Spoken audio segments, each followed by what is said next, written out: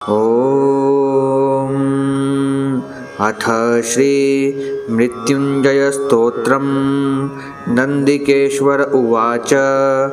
कैलासस्योत्तरे शृङ्गे शुद्धस्फटिकसन्निभे तमोगुणविहीने तु जरामृत्युविवर्जिते सर्वतीर्थास्पदाधारे सर्वज्ञानकृतालये कृताञ्जलिपुटो ब्रह्मा ध्यानासीनं सदाशिवं प्रपच्छाप्रणतो भूत्वा जानुभ्यामवनिं गतः सर्वार्थसम्पदाधारो ब्रह्मा लोकपितामहः।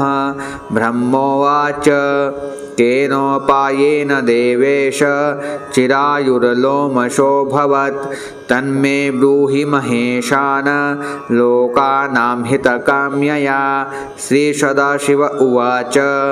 शृणु ब्रह्मन् प्रवक्ष्यामि चिरायुर्मुनिसत्तमः सञ्जातो कर्मणा येन व्याधिमृत्युविवर्जितः तस्मिन्नेकार्णवे घोरे सलिलौघपरिप्लुते कृतान्तभयनाशाय स्तुतो मृत्युञ्जयः शिवः।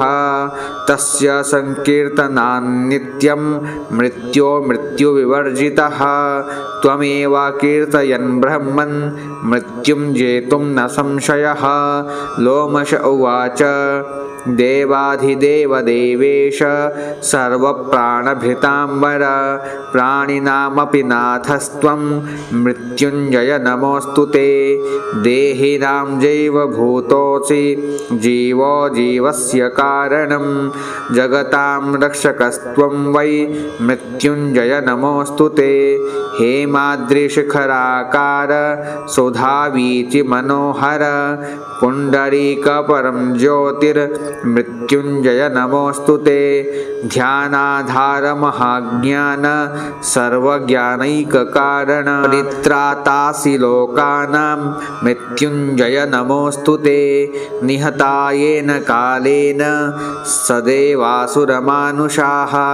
गन्धर्वाप्सरसश्चैव सिद्धविद्याधरास्तथा साध्याश्च वसवो रुद्रास्तथाश्विनी सुता बुभौ मरुतश्च दिशो नागाः स्थावराजङ्गमास्तथा अनङ्गेन मनोजेन पुष्पचापेन केवलं जितः सोऽपि त्वया ध्यानान् मृत्युञ्जय नमोऽस्तु ते।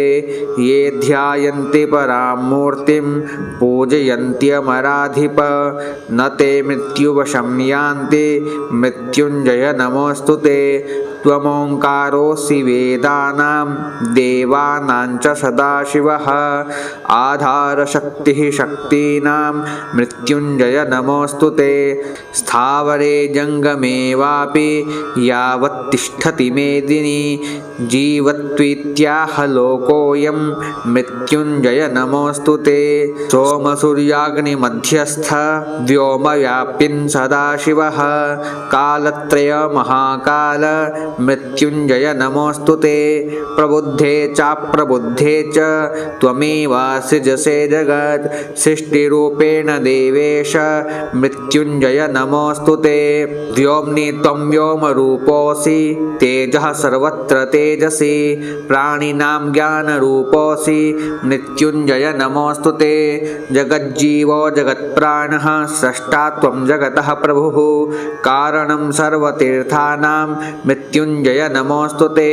नेता त्वमिन्द्रियाणां च सर्वज्ञानप्रबोधकः साङ्ख्ययोगश्च हंसश्च मृत्युञ्जय नमोऽस्तु ते। रूपातीतः सुरूपश्च पिण्डस्थापदमेव च चतुर्युगकलाधार मृत्युञ्जय नमोऽस्तु ते। रेचके वह्निरूपोऽसि सोमरूपोऽसि पूरके कुम्भके शिवरूपोऽसि मृत्युञ्जय नमोऽस्तु ते। क्षयं करोसि पापानां पुण्यानामपि वर्धसं हेतुस्त्वं श्रेयसां नित्यं मृत्युञ्जय नमोऽस्तु ते। सर्वमायाकलातीत सर्वेन्द्रियपरावर सर्वेन्द्रियकलाधीश मृत्युञ्जय नमोऽस्तु ते। रूपं गन्धो रसः स्पर्शः शब्दः संस्कार एव च त्वत्तः प्रकाश एतेषां मृत्युञ्जय नमोऽस्तु ते। चतुर्विधानां सृष्टीनां हेतुस्त्वं कारणेश्वर भावाभावपरिच्छिन्ना मृत्युञ्जय नमोऽस्तु ते। त्वमेको निष्कलो लोके सकलं भुवनत्रयम् अतिसूक्ष्मातिरूपस्त्वं मृत्युञ्जय नमोऽस्तु ते। त्वं प्रबोधस्त्वमाधारस्त्वबीजं भुवनत्रयं सत्त्वं रजस्तमस्त्वं हि मृत्युञ्जय नमोऽस्तु ते। त्वं सोमस्त्वं दिनेशश्च त्वमात्मा प्रकृतेः परः अष्टत्रिंशत्कलानाथ मृत्युञ्जय नमोऽस्तु ते। सर्वेन्द्रियाणामाधारः सर्वभूतगणाश्रयः सर्वज्ञानमयानन्त मृत्युञ्जय नमोऽस्तु ते। त्वमात्मा सर्वभूतानां गुणानां त्वमधीश्वरः सर्वानन्दमयाधार मृत्युञ्जय नमोऽस्तु ते। त्वं यज्ञः सर्वयज्ञानां त्वं बुद्धिर्बोधलक्षणा शब्दब्रह्मा त्वमोङ्कारो मृत्युञ्जय नमोऽस्तु ते।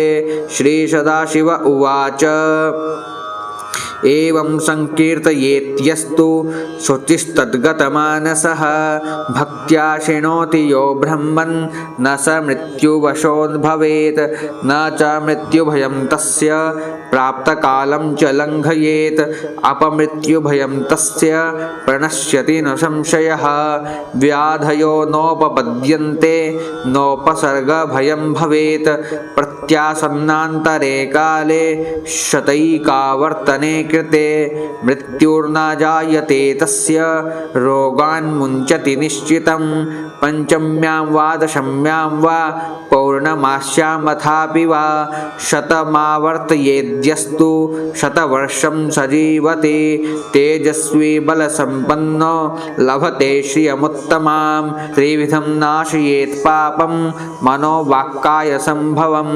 अभिचाराणि सर्वाणि कर्माण्यथर्वणानि च क्षीयन्ते नात्र सन्देहो दुःस्वप्नं च विनश्यति इदं रहस्यं परमं देवदेवस्य शूलिनः दुःखप्रणाशनं पुण्यं सर्वविघ्नविनाशनम् इति श्रीशिवब्रह्मसंवादे श्रीमृत्युञ्जयस्तोत्रं सम्पूर्णम्।